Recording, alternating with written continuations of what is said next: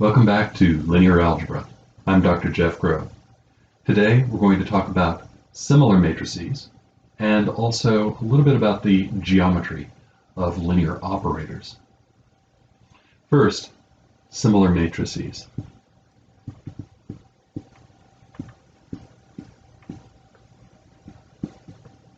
We say that matrices A and B, we're assuming these are n by n, are similar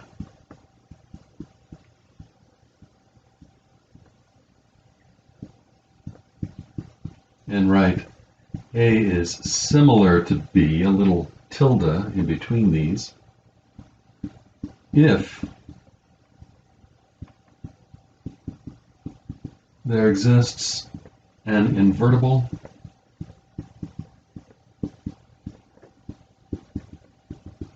matrix P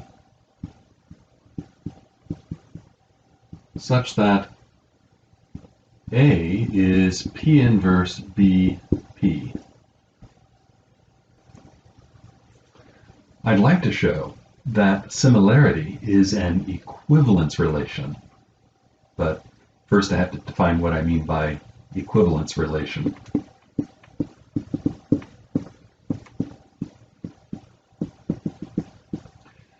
The relation tilde is called an equivalence relation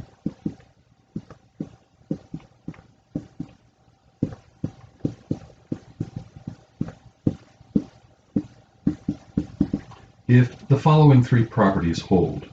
First, A is equivalent to A. Yeah, that's called the reflexive property.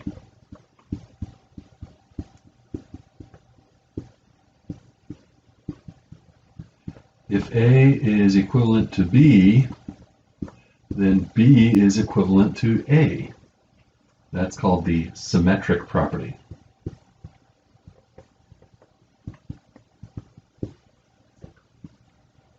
And finally, if A is equivalent to B and B is equivalent to C, then A is equivalent to C. That's called the transitive property.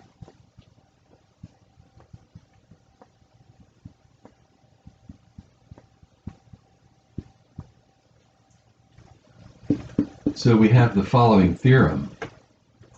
Similarity is an equivalence relation.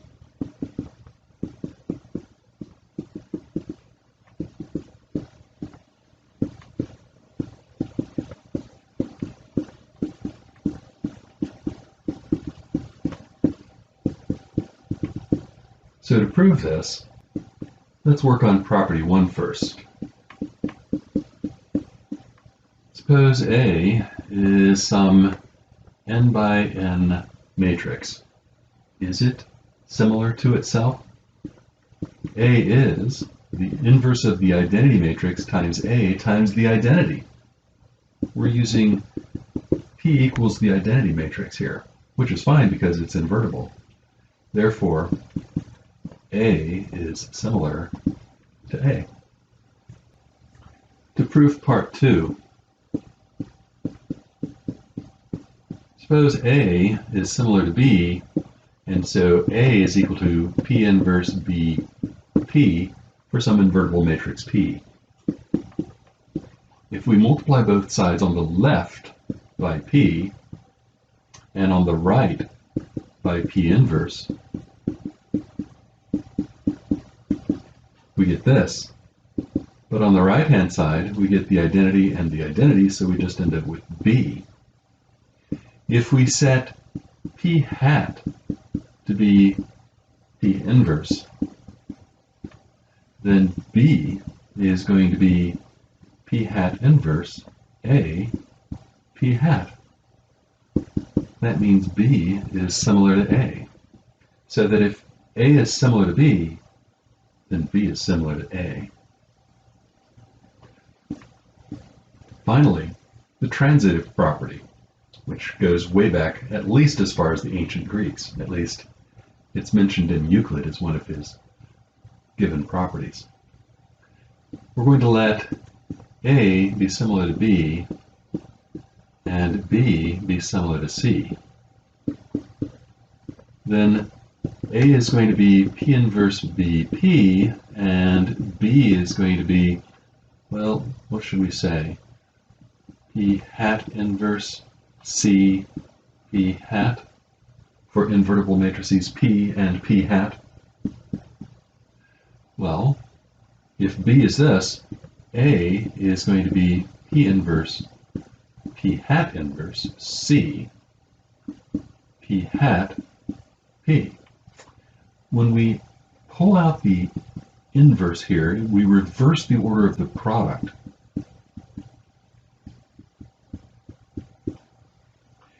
Now, if we set P bar to be P hat P, then A is going to be equal to P bar inverse C P bar, and therefore A is similar to C. And that's it. Now, given an ordered basis, we can find the representation of a linear operator with respect to that basis. So let V be a finite dimensional vector space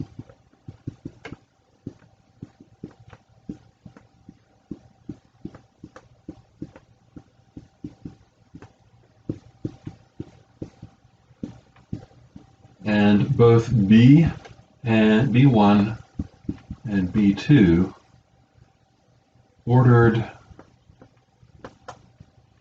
bases for V.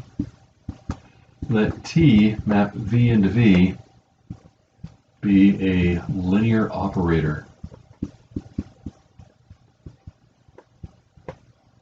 Do you remember the difference between a linear transformation and a linear operator?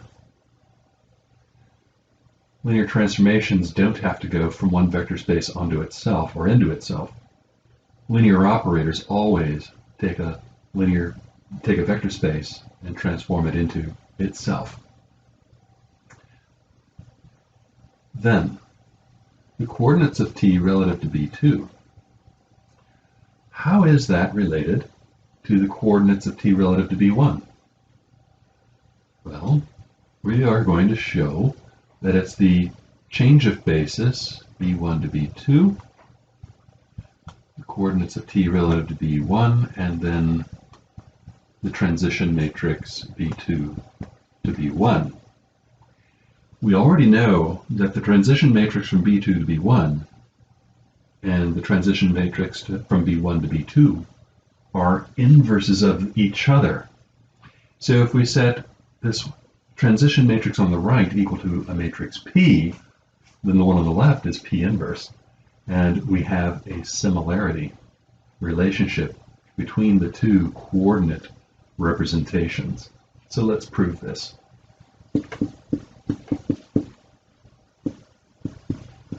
Let V be an arbitrary vector in our vector space.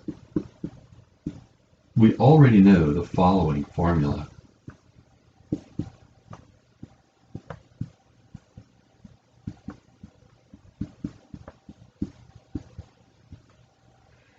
The coordinates of T of V relative to B2 are the coordinates of the matrix representation of T relative to B2 times the coordinate representation of the vector V relative to B2. But then we'll use the transition matrix here, B1 to B2, and then we'll have the coordinate representation of V relative to B1 over here. But that's the coordinates of T relative to B1 times the coordinates of V relative to B1. Wait a minute. One more step. We can write that as the transition matrix B1 to B2, the coordinates of T relative to B1, and then the transition matrix B2, B1, the coordinates of V, relative to B2. So we get all of this equal to all of this for an arbitrary vector V. A matrix is completely determined by its action on a basis, and so we'll get the matrices on each side equal to each other as well. We deduce the matrix representation of T relative to B2 is the transition matrix B1, B2, matrix representation relative to B1, transition matrix B2 to B1. If we set P to be the transition matrix from B2 to B1, then the representation of T relative to B2 is P inverse times the representation of T relative to B1 times P. We deduce then that these two representations are similar. We'll write this down as a corollary.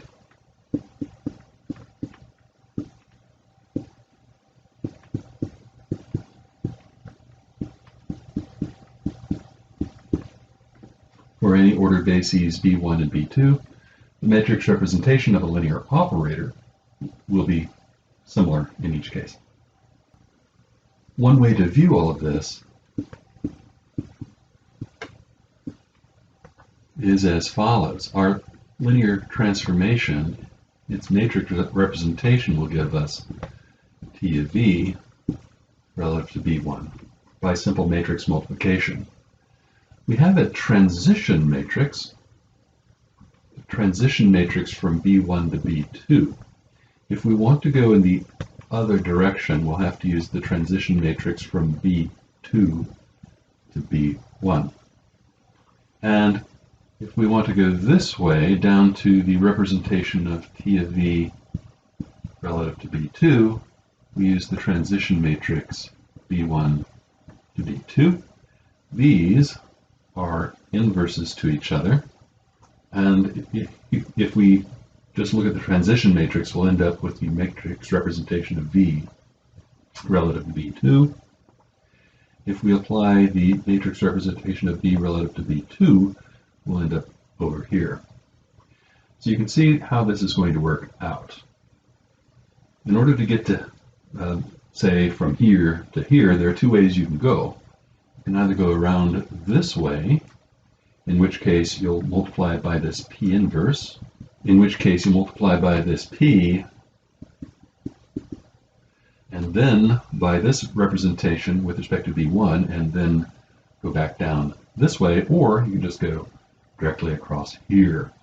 Either way, you're seeing that the representation of T relative to B2, let's see, the first operator you perform is P, and then T relative to B1, and then P inverse.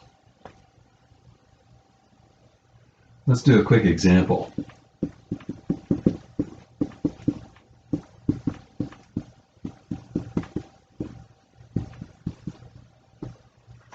Let's suppose that B1 is the standard order basis, E1, E2.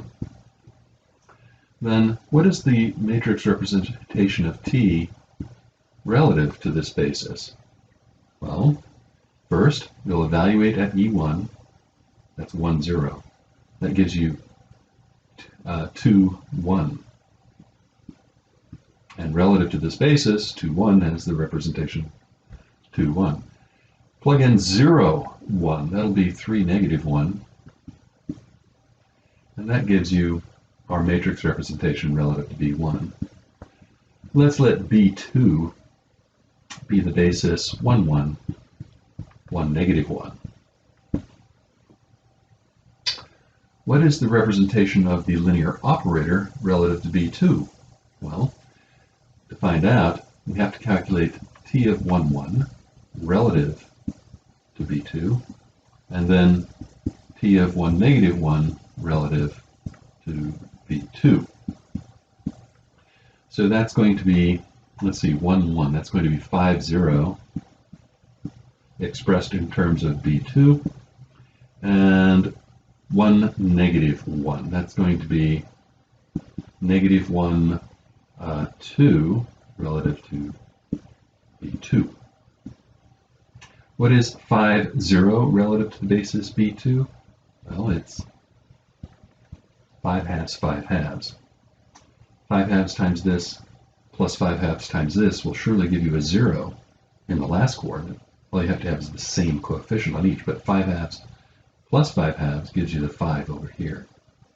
Now, how do we use these to construct -1, 2?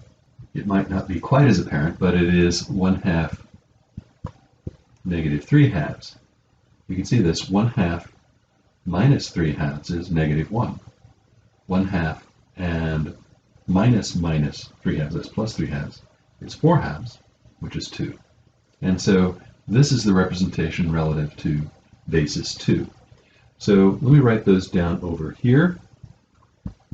Relative to basis 1, we have 2, 3, 1, minus 1.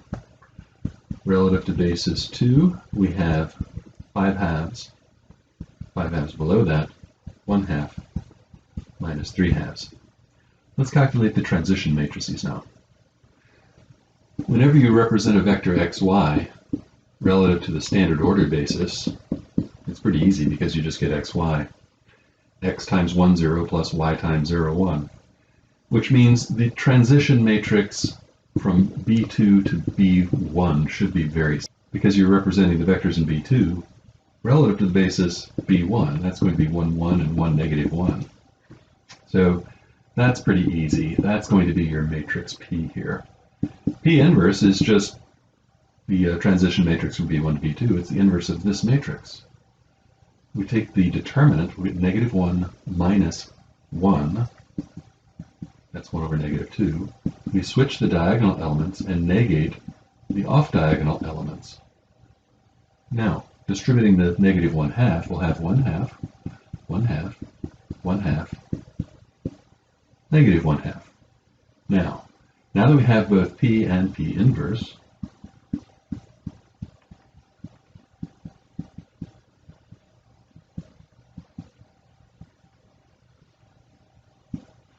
let's check the similarity condition using this matrix P. Let's look at the transition matrix from B1 to B2, the transformation according to B1, and the transition matrix from B2 to B1. Let's see, this was the transition matrix over here, so we'll have 1/2, 1/2, 1/2, -1/2. The representation relative to B1 was 2, 3, 1, -1, and then 1, 1, 1, -1.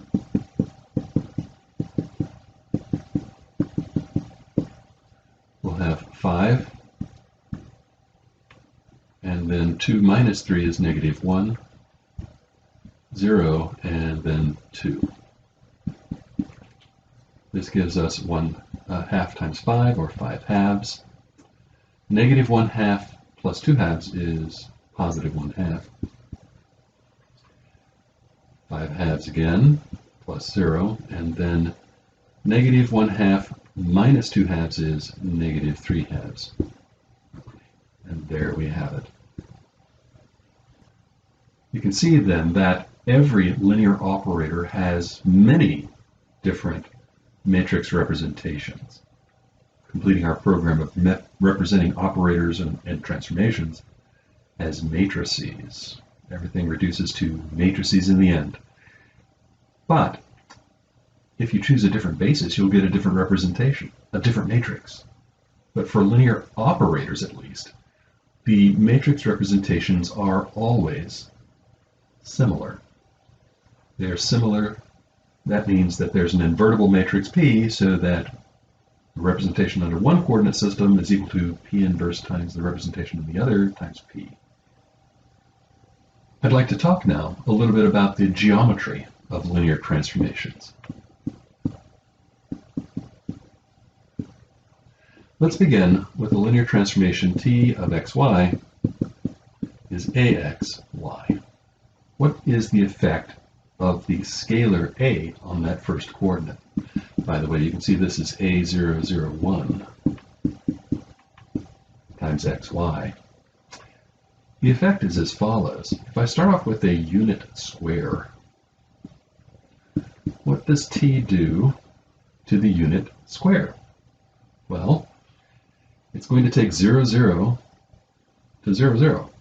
Go figure. How about 1, 0? If I plug in x equals 1, y equals 0, I end up at a 0. And then if I plug in 0, 1, x equals 0, y equals 1, I still get 1. So what's happening here is we are getting a dilation along the x-axis. You can easily make dilations along the y-axis by changing the coefficient of y instead. If all you have is a diagonal matrix, then you're going to be dilating in both the x and y directions by the amount that is on the diagonal. Next, I'd like to talk about shear. Let's suppose I have 1k01 times xy. What does this do? It gives me x plus ky, and then it leaves y alone. Let's see what this kind of transformation does to the unit square. Here's our point 1, 1. There's 0, 0. 0, 0 is, of course, taken to, by this transformation, to 0, 0. What happens to the point 0, 1? If x is 0 and y is 1, what happens to that point 0, 1? It ends up at k 1. Same height, but k units over. How about this point at 1, 0? If x is 1 and y is 0, we end up at exactly the same point, 1, 0. And the point 1, 1, 1 plus k, 1. Same height, but at k plus 1. So it's taking this and shifting it over. That's called shear. We're shearing along the x-axis this time. How do you shear along the y-axis? Let's see if we can do one of those. Let's look at 10k1 times xy. You'll see we'll get x, and then kx plus y. What happens to the unit square this time? 0, 0, of course, maps to 0, 0.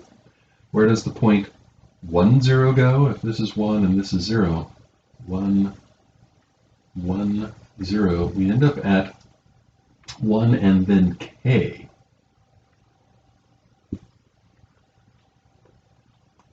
Here. How about 0, 1? X is 0, y is 1. Still at 0, 1. And then the point 1, 1. That gives us 1 k plus 1. Let's see.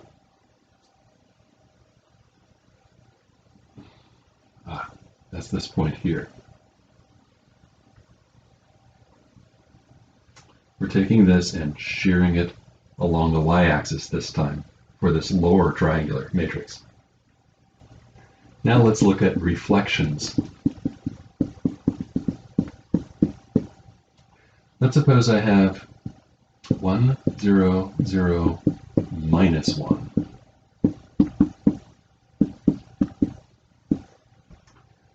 It takes the y and switches it with negative y. So whatever point we have here, it's going to give us the reflection through the x-axis. By switching y with negative y, we reflect through the x-axis. How about the matrix negative 1, 0, 0, 1? The x's get reflected through the y-axis in this case. So to make a reflection through one of the coordinate axes, all we have to do is replace one of the diagonal elements by its negative.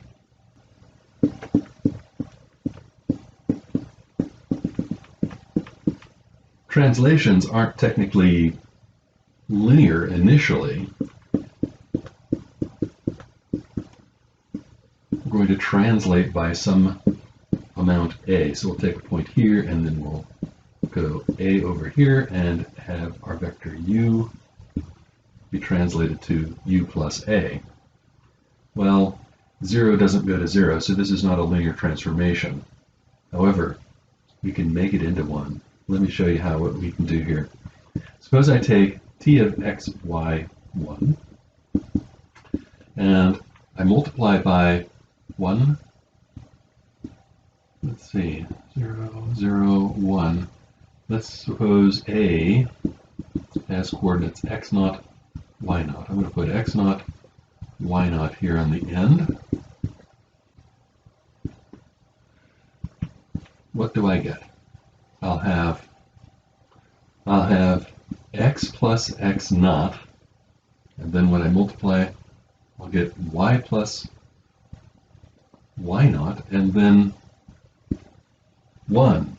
In other words, I'm getting that translation, but all of my z-coordinates are equal to 1 in this particular setup. I can accomplish that translation by a linear transformation in this way, but all the vectors have to have a 1 in the z-coordinate.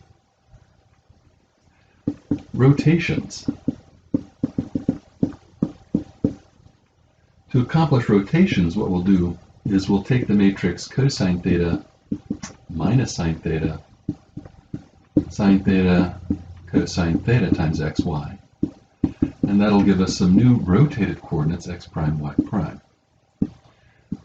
So x prime, y prime will equal x cosine theta minus y sine theta, x sine theta plus y cosine theta. You might recognize these equations from pre-calculus. You might also like to know that our matrix, cosine minus sine, sine, cosine, every matrix of this form is orthogonal. That is, its inverse is equal to its transpose.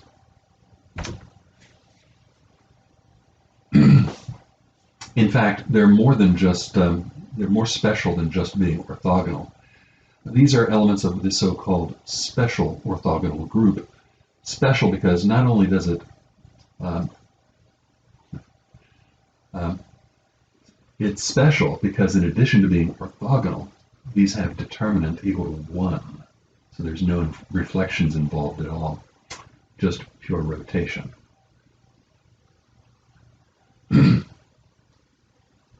So what happens to our little square here in the plane?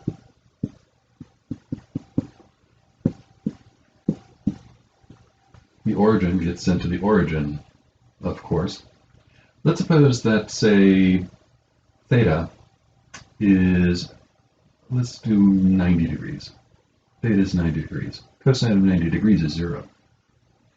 So if I'm taking the point 1, 0, x equals 1, y equals 0, then I can forget about the y's for now.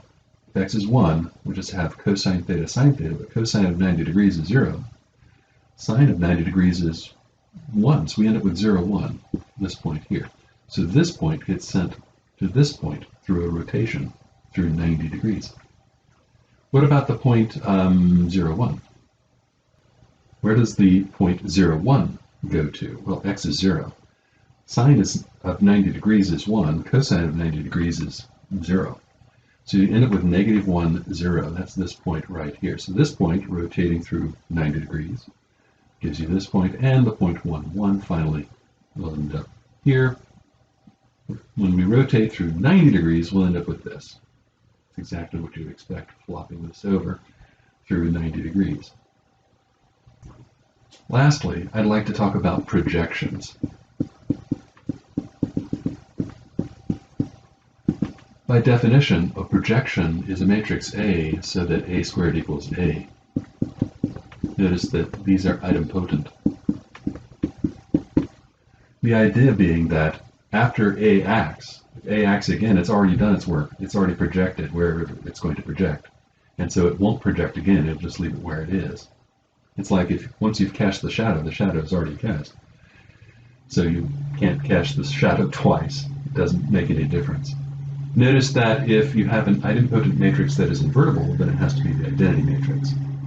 Here's a quick example. Suppose I have a transformation equal to x, y, 0. This is equivalent to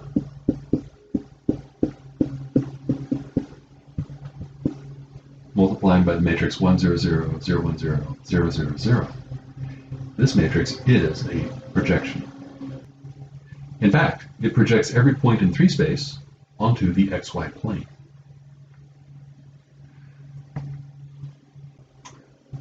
As you can see, we're only touching on the geometry here. There are a lot of other more complicated details. If we wanted to pursue the geometry of linear operators, we could spend maybe a whole course on it. But for now, we'll just allow you to mix and match rotations, translations, dilations, shears, etc.